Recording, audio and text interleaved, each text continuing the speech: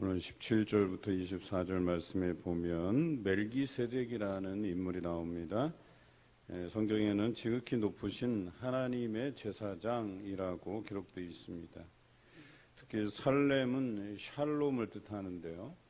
그래서 평화의 왕, 신약으로 넘어가면 평화의 왕이라 칭함을 받는 분은 예수 그리스도시죠. 그래서 신약에서는 예수님을 제2의 아담 혹은 제2의 멜기세덱이라고 표현되기도 합니다. 그것은 오늘 표현대로 높으신 하나님의 그 제사장적 역할을 예수 그리스도께서 감당하셨기 때문에 그렇습니다. 예수님께서 이 땅에 오셔서 본인이 대제사장이 되시고 자신의 몸을 거룩한 산 제물로 드리신 것이죠. 구약의 제사로 하면 제사장이 그 제물을 드리는 주체자가 와서 그 양을 잡아서 손질한 후에 그 제사장이 그것을 잡아서 하나님께 드렸잖아요. 그와 마찬가지로 예수님께서 자신이 대제사장이 되셔서 자신의 몸을 십자가에 들이심으로 인해서 우리의 죄를 대신 감당하셨다, 이렇게 보고 있잖아요. 그래서 예수님을 제2의 멜기세덱 이렇게 표현하기도 합니다.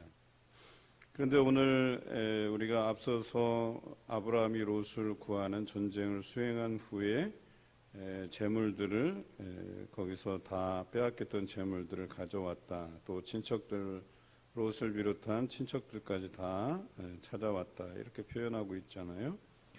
그것에 대해서 살렘 왕이 마주 나와서 떡과 포도주를 주었습니다. 그랬을 때 아브라함을 축복하면서 주는데요. 19절에 나오죠. 천지의 주제이시오 지극히 높으신 하나님이여 아브라함에게 복을 주옵소서 그랬어요. 이 표현도 굉장히 중요한데요. 우리가 12장에서 아브라함이 본토 친척 아비집을 떠나서 너는 복이 될지라라고 분명히 이야기했듯이 오늘 이 멜기세덱을 통하여서도 하나님께서 아브라함을 축복하는 장면이 그려져 있습니다.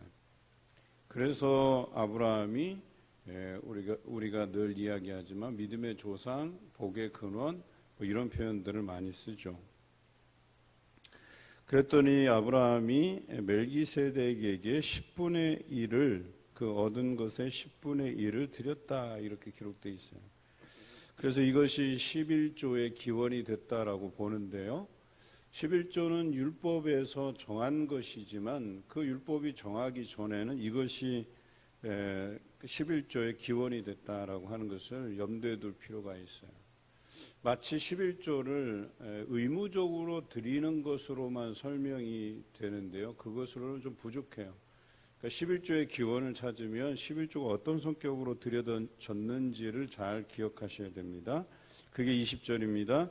너희 대적을 내 손에 붙이신 지극히 높으신 하나님을 찬송할지로다 하매, 그러니까 이 멜기세덱이 아브라함에게 복을 선언하면서 너를 복되게 하신 그 하나님을 찬양할지어다 라고 외쳤을 때에 그것에 대한 반응으로 아브라함이 멜기세덱에 10분의 1을 바쳤던 것이죠. 그러니까 이 11조의 기원의 성격은 하나님의 은혜에 대한, 하나님께서 우리에게 복 주신 것에 대한 부분을 찬양하면서 드리는 물질, 이렇게 표현해야 더 그 성격이 정확할 것 같습니다. 그러니까 우리가 이것이 하나님께서 주신 것이기 때문에 그것의 10분의 1을 도로 하나님께 드린다, 이것을 의무적으로 드린다, 이런 거 말고요. 그러니까 우리가 살아온 인생, 그래서 내가 이렇게 하나님 앞에 제물을 드릴 수 있는 이것 자체가 다 하나님의 은혜였고, 그런 하나님을 내가 찬양합니다 라고 하는 그런 마음 자세를 가지고 드리는 것, 이것이 정확한 해석이죠. 그래서 11조라고 하는 것은 마치 율법적으로 이것이 당연히 드려져야 될 것, 이것도 맞는 이야기이긴 하지만 그것의 더 근본적인 이유는 지금 내가 이렇게 하나님 앞에 나와서 예배드리고 하나님께 예물을 드릴 수 있는 이런 상황을 인도하신 그 하나님의 은혜에 감사하고 그 은혜를 찬양하는 것이 11조라고 이야기하는 겁니다. 그것이 너무나도 중요해요. 그리고 내 인생이 여기까지 인도해 주신 것은 하나님의 덕분입니다라고 하는 이 고백이 반드시 이 11조에는 담겨져 있어야 된다는 거예요. 그 이유에 대한 부분이 21절에 또 나오죠. 소돔 왕이 자신을 구해준 것에 대해서 고마운 마음이 들었겠죠. 그래서 아브라함에게 사람은 내게 보내고 물품은 네가 가지라 그랬어요. 구해온 사람들, 그 소돔과 고모라에 살던 사람들, 롯뿐만 아니라 그 친지들까지 이렇게 살려왔으니까 그런 사람들은 내게 보내고 우리 지역 사람이니까 네가 전리품으로 뺏은 것들 그거는 안 돌려줘도 되니까 네가 다 가져라 이렇게 해버린 것이죠. 여기에 두 가지 의미가 있어요. 이 소돔 왕은 이 전쟁을 수행한 사람이 아브라함이라고 생각하고 있어요. 그리고 아브라함에게 고맙다는 표현을 하고 있어요. 만약에 이 재물을 아브라함이 받았더라면 두 가지 우를 범하는 거예요. 하나는 소돔과 고모라가 타락한 도시였었어요.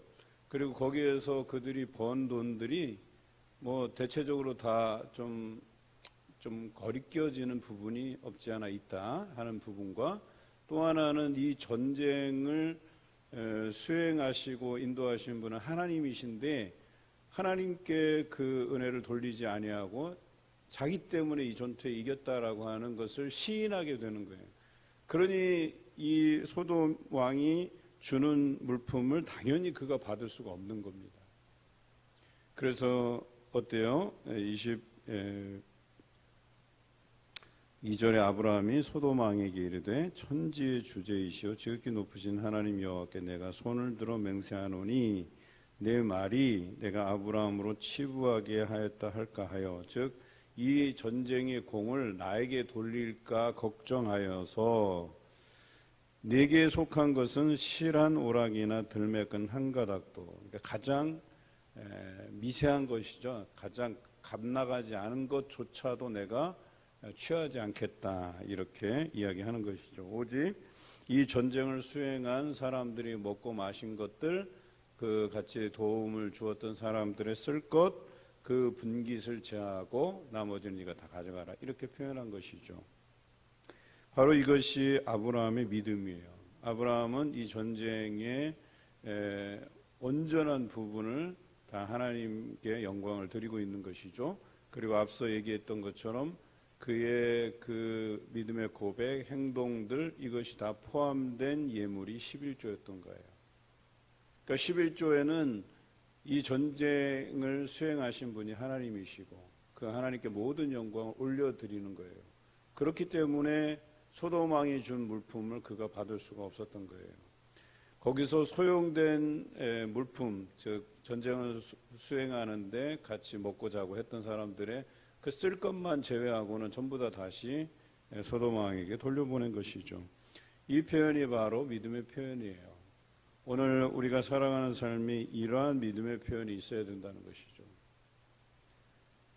11조를 드림에 있어서도 의무적으로 드리는 것 외에 여기까지 인도해 주신 그 하나님의 놀라운 은혜 그리고 그 은혜를 감사하면서 우리는 그분께 영광을 올려드리는 그 마음이 그 11조에 담겨져 있어야 된다라고 하는 거예요. 또 한 가지는 그 11조에 담겨진 믿음의 고백은 아브라함 같이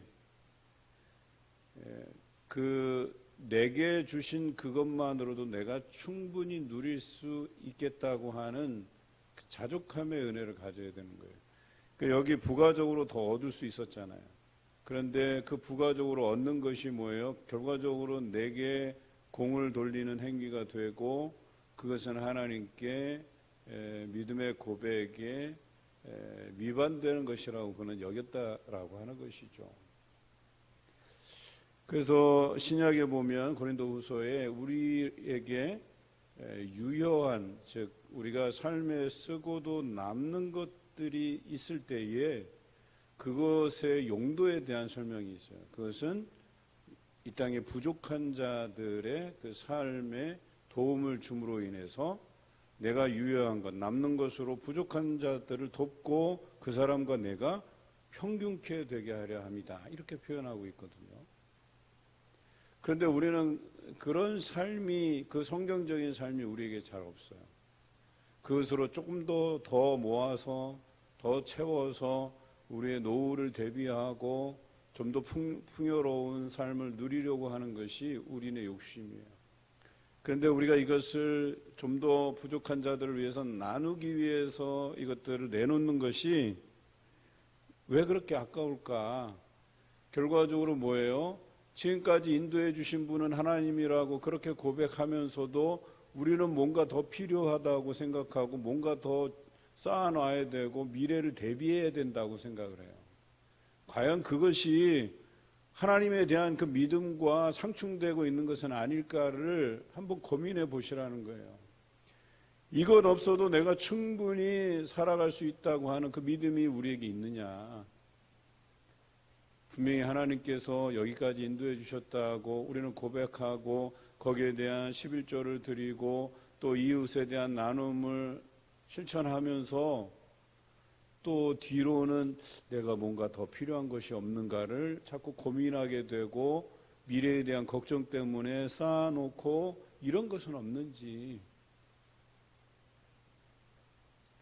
우리의 믿음 있는 삶이라고 하는 것은 하나님께 드림에 있어서 지금 주신 것만으로도 내 삶이 충분합니다. 좀 부족해도 이것으로 충분히 살아낼 수 있습니다라고 하는 자족의 은혜가 있어야 되는데 그렇게 들여놓고 뒤에서는 하나님에 대한 고백이 지금까지 이렇게 해주신 것만으로도 감사하다는 표현보다는 내가 뭔가 부족한 것 같아요. 미래에 대해서 더 내가 채워져야 돼요 라고 하는 이런 요구들을 자꾸 해간다는 것이 과연 그것이 믿음일까라고 하는 것이죠.